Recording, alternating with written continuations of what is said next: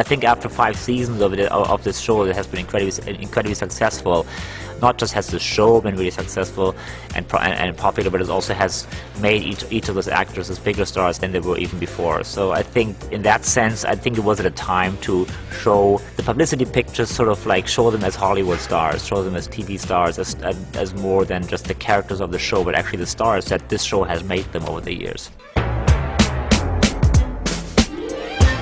Now, where would you say Bree finds her inner strength? I think she was molded very early on in life, and those sort of religious constructs and familial constructs are so deep within her that the thought of not going on isn't really part of her makeup. So unlike me, who might think, shall I stay in bed today, which of course I never do now that I have children. But you know what I mean? I just don't think that's part of her character, so she's always going to move forward. What we're doing today basically is to illustrate that in a sort of tongue-in-cheek, kind of fun kind of way. The idea was that we present the 5 women, the 5 main characters of the show, in a sort of like a digital kind of vista and background that we're going to put in post later. We're shooting them basically in the studio here. Each of the characters got to choose sort of like a medieval weapon, something that we metaphorically gives an idea of women going to battle almost. Like the idea was sort of that those women have fought battles, they have won battles, they have gone to hell and to war, through war, if you will.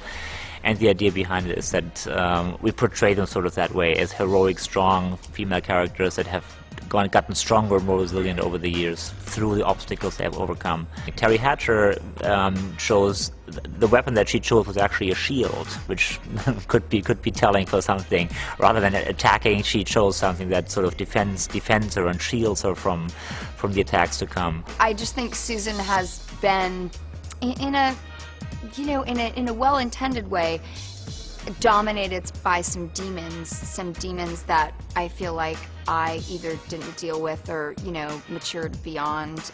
It's nice to play a character that is stuck, struggling with her, security, struggling with her ability to set boundaries, but all coming from a place of loving her child. And Susan definitely loves her children. Although sometimes I feel like Susan is written like they forget that she has a child. Like, there'll be a whole script where, where's MJ? Where is MJ this whole time?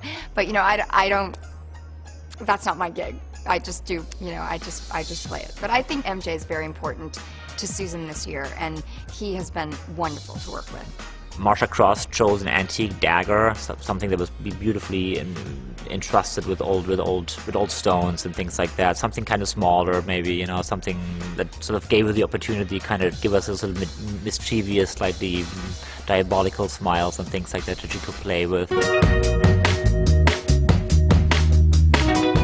Now, do we think Bree will be a little bit naughtier in season 6? Well, the first thing I thought was, I hope so. And I do, I hope so. I think it'd be really interesting to watch her sort of kind of go over it, not to her dark side as she has with the drinking, but, someone sort of to awaken her, more animalistic sort of primal side, which we haven't seen. And I think that the character of Carl is just the person to do that. So I think it's a brilliant idea on the writer's parts. I know you want to know, but I can't tell you who Mike kisses on the altar. You can't really tell if I'm happy or if my heart's broken. You'll have to stay tuned.